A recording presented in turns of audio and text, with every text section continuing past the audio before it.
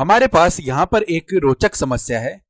हमें इस दी गई जानकारी से पाई आरेख या जिसे हम पाई चार्ट कहते हैं उसका निर्माण करना है। तो हमें यहाँ पर यह बताया जा रहा है यदि 100 टॉफियों में से 25% अजय को दी जाती है, 60 मेघा को दी जाती है और शेष अली को दी जाती है, पाई चार्ट का उपयोग करके इस वितरण को दर्शाइए।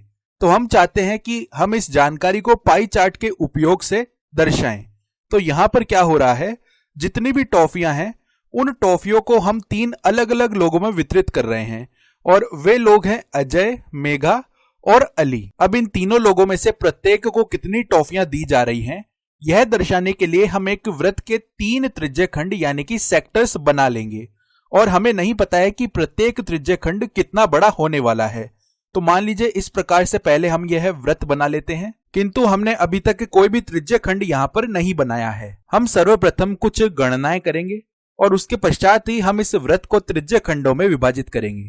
तो इस प्रकार से हमारे पास यहाँ पर बहुत सारा रिक्त स्थान भी है जहां पर हम गणनाएं कर सकते हैं। तो सबसे पहले हम यहाँ से पता करना चाहते हैं वृत्त की भिन्न, या जिसे हम इंग्लिश में कह सकते हैं फ्रैक्शन ऑफ पाई या सर्किल, जो कि प्रत्येक व्यक्ति के पास टॉफियों की भिन्न के संगत आने वाली है।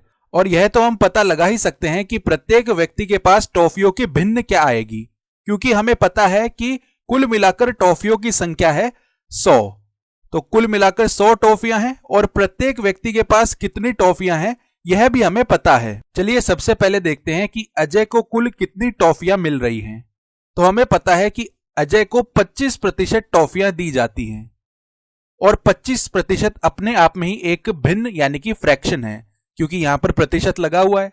तो इसको हम 25/100 लिख सकते हैं या इसे हम 1/4 भी लिख सकते हैं। तो 1/4 इस वृत्त में वह क्षेत्र या क्षेत्रफल आ जाएगा जो कि अजय को दी जाने वाली टॉफियों की संख्या के संगत आ रहा है। इसके पश्चात चलिए मेघा को दी जाने वाली टॉफियों की संख्या के बारे में बात करते हैं।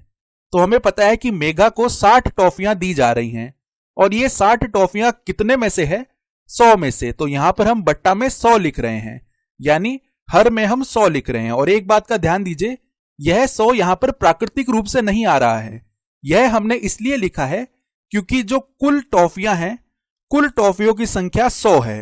तो यहां पर हमने बट्टा में 100 लिख दिया और यह किसके बराबर आ जाएगा, 3/5 के बराबर आ जाएगा।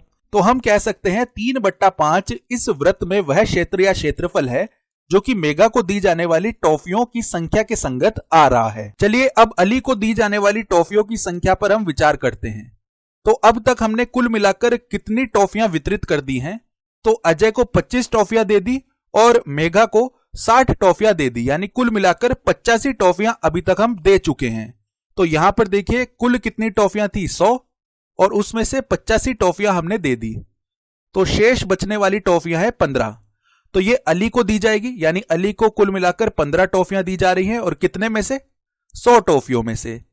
और चूंकि हम यहां पर भिन्न की बात कर रहे हैं तो हमने यहां पर बट्टा में जो कुल टॉफियों की संख्या है वह लिखी है। तो यह बन जाएगा 3/20। चलिए अब इस पूरी जानकारी को हम अच्छे से लिख लेते हैं। तो अब हमने यहां पर प्रत्येक व्यक्ति को मिलने वाली टॉफियों की भिन्न को लिख लिया है। अब इन सभी को इस पाई आरेख या पाई चार्ट पर दर्शाने से पूर्व हम यह जानना चाहेंगे कि प्रत्येक व्यक्ति के लिए जो त्रिज्य खंड के लिए केंद्रीय कोण, जिसे हम सेंट्रल एंगल कहते हैं, वह क्या आने वाला है। और यहां पर इन तीनों व्यक्तियों के लिए जो त्रिज्य खंड के रंग हैं वे हमने अलग अलग लिए हैं। अब हम चाहते हैं कि इन तीनों व्यक्तियों की जो टॉफी भिन्न का केंद्रीय कोण यानी कि सेंट्रल एंगल है वह हम पता करें। तो यहां से लिख लेते हैं केंद्रीय कोण। तो सबसे पहले अजय के लिए बात करेंगे तो केंद्रीय कोण आ जाएगा 1/4 और गुणा में 360 डिग्री। 360 डिग्री से यहां पर गुणा क्यों किया है हमने, क्योंकि हम जानते हैं कि इस संपूर्ण वृत्त के संगत जो केंद्रीय कोण है वह 360 डिग्री होगा और हम चाहते हैं अजय के लिए इस संपूर्ण वृत्त का हमें 1/4 हिस्सा चाहिए। तो हमने 360 डिग्री को 1/4 से गुणा कर दिया, तो यहां से हमें मिल जाएगा 90 डिग्री। अब इसी प्रकार यदि मेघा के लिए बात करते हैं तो यह केंद्रीय कोण आ जाएगा 3/5 गुणा में 360 डिग्री यानी 216 डिग्री के बराबर। इसी प्रकार यदि अली के लिए बात कर रहे हैं तो जो केंद्रीय कोण है वह हो जाएगा 3/20 गुणा में 360 डिग्री और यह 54 डिग्री के बराबर आ जाने वाला है।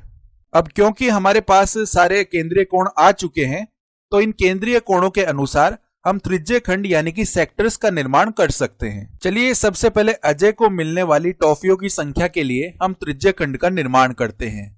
तो वह त्रिज्य खंड कुछ इस प्रकार से आ जाएगा और यहां पर हमने इसको हल्के पीले रंग से भर दिया है या छायांकित कर दिया है। और यदि हम यहां से इस कोण को दर्शाना चाहें तो चलिए इसको भी यहां से लिख लेते हैं, यह 90 डिग्री का आ जाने वाला है। और चूंकि यह अजय को मिलने वाली टॉफियों की संख्या के लिए त्रिज्य खंड है, तो यहां पर हम अजय लिख लेते हैं। अब यदि हम मेघा के लिए बात करते हैं तो मेघा को यहां से सबसे अधिक टॉफियां मिली है, क्योंकि मेघा को मिलने वाली टॉफियों की भिन्न के लिए जो केंद्रीय कोण यानी कि सेंट्रल एंगल है वह सबसे अधिक 216 डिग्री के बराबर है। तो मेघा को मिलने वाली टॉफियों के लिए यदि हम उनकी संख्या को दर्शाने के लिए त्रिज्य खंड बनाएं तो वह कुछ इस प्रकार से आ जाएगा। इसको हमने यहां पर गुलाबी रंग से दर्शा लिया है और यह कोण 216 डिग्री का है, जो कि एक अधिक कोण यानी ऑब्ट्यूज एंगल है। तो इस प्रकार से हमने मेघा को मिलने वाली टॉफियों की संख्या के लिए त्रिज्य खंड यानी कि सेक्टर का निर्माण कर लिया। इसी प्रकार अब चलिए हम अली को मिलने वाली टॉफियों की संख्या के लिए त्रिज्य खंड का निर्माण कर लेते हैं। तो यहां पर देखिए इस प्रकार से हमने इसको पीच कलर से दर्शा दिया है और केंद्रीय कोण भी अंकित कर लेते हैं जो 54 डिग्री है। और यह अली के लिए, जो अली को मिलने वाली टॉफियों की संख्या के लिए त्रिज्य खंड है, वह है।